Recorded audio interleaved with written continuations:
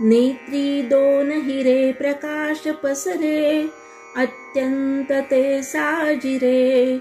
माथा शेंदूर पाझरे वरी बरे, दुर्वांकुरांचे तुरे. माझे चित्त विरे मनोरथ पुरे, देखोनी चिंता हरे. गोसावी सुत वासुदेव कविरे, त्या मोरयाला स्मरे. श्रोते हो, आज आपण मंगलमूर्ती मोरयाच्या सगुण रूपाबद्दल अधिक जाणून घेणार आहोत.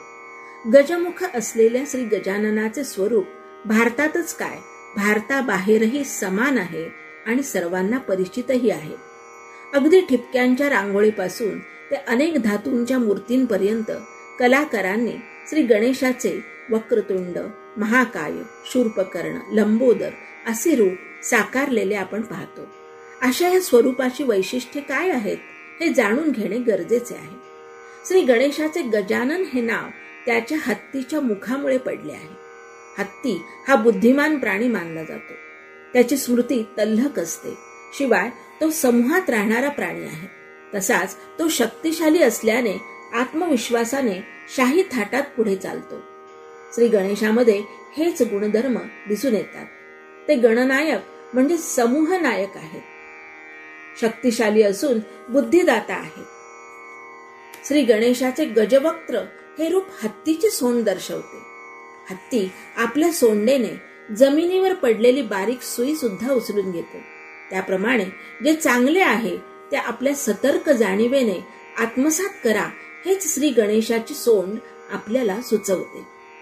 गजाननाचे शूर्पकर्ण म्हणजे सुपासारखे कान आहेत. सुपातून धान्य पाखडल्यावर फोलपट बाहेर फेकले जाते व उपयुक्त धान्य सुपात राहते.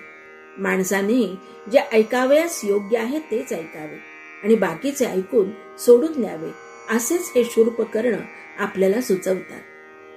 श्री गणेशाचा संपूर्ण दात श्रद्धा, तर तुटलेला दात संयम आणि अपूर्णतेचाही कसा स्वीकार करावा याचा संदेश देतो.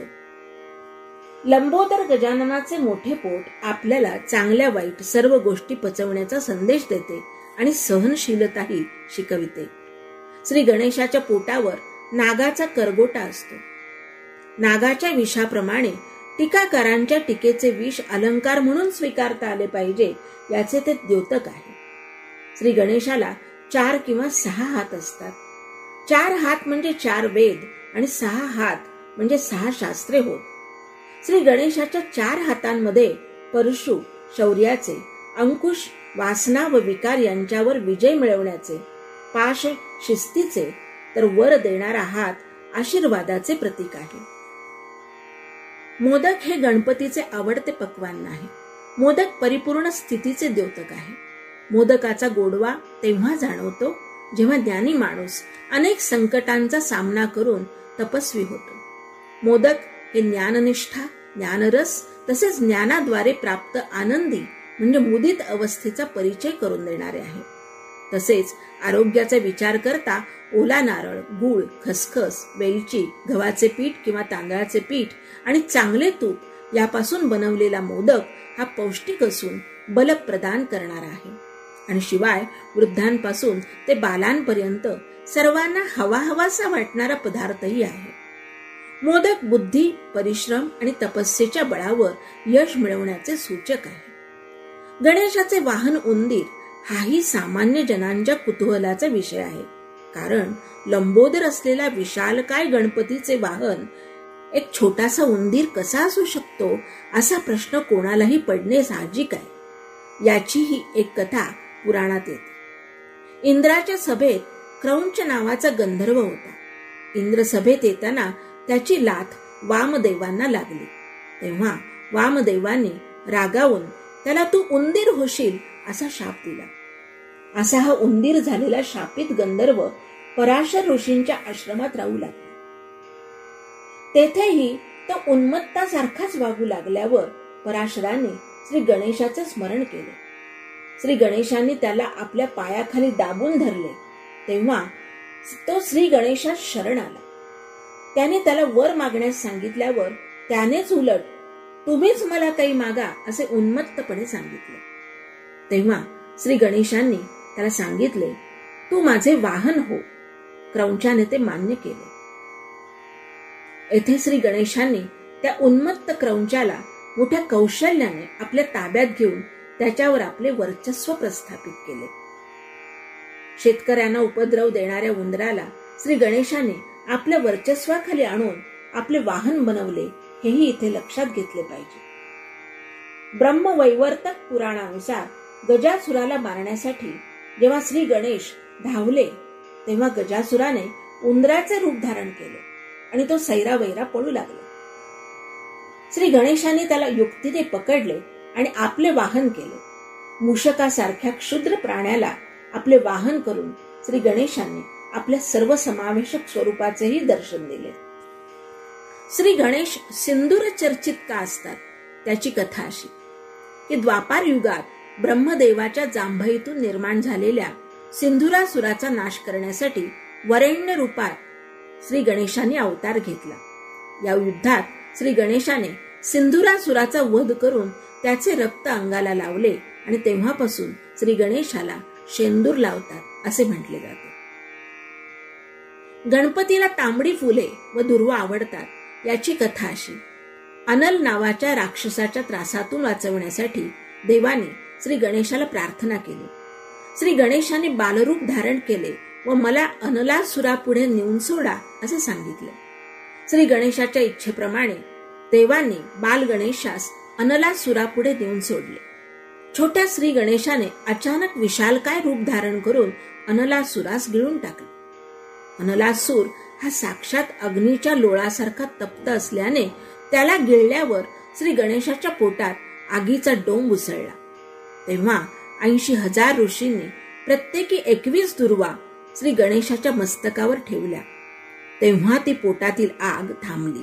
तेव्हापासून गणेशाला दुर्वा आवडू लागल्या. आयुर्वेदानुसारही दुर्वा थंड असून उष्णतेच्या विकारावर अत्यंत उपयुक्त आहे.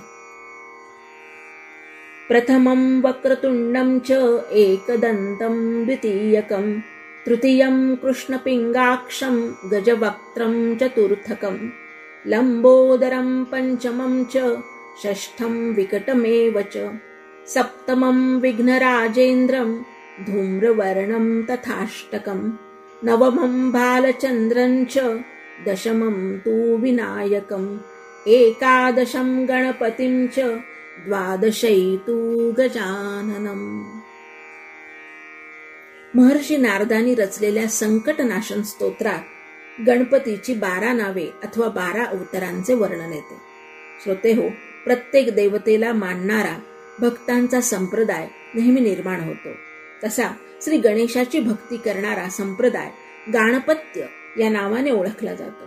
त्याचेही पुढे महागणपती, हरिद्रा गणपती, उच्चिष्ट गणपती, नवनीत, स्वर्ण व संतान असे 6 संप्रदाय निर्माण झाले आहेत.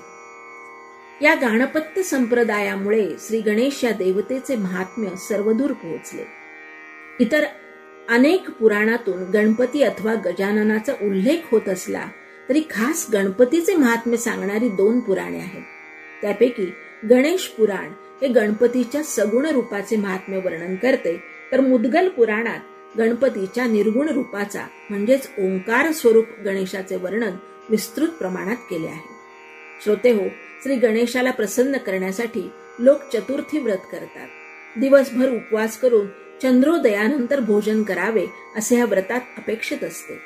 चंद्राचा आणि श्री गणेशाचा संबंध काय त्याचीही कथा थोडक्यात अशी की काही कारणामुळे श्री गणेशाच्या तुंदिल तनू अशा रूपावर चंद्राला हसू आले.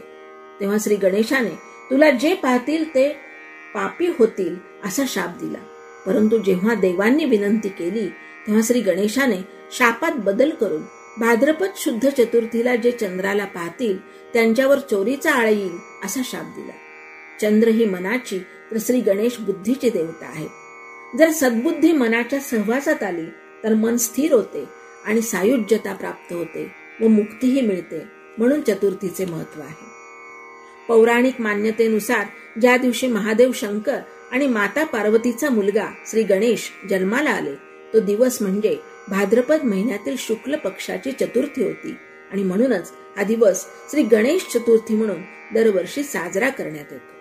आधुनिक काळात 1893 पुण्यात लोकमान्य टिळकांनी घराघरामध्ये संपन्न केला जाणारा श्री गणेश उत्सव समाजाच्या ऐक्यासाठी, सुसंघटित होण्यासाठी व अन्यायाचा प्रतिकार करण्यासाठी सार्वजनिक स्वरूपात केला जावा असा विचार मांडला आणि आता या सार्वजनिक गणेशोत्सवाने आताचे हे विराट स्वरूप धारण केले आहे.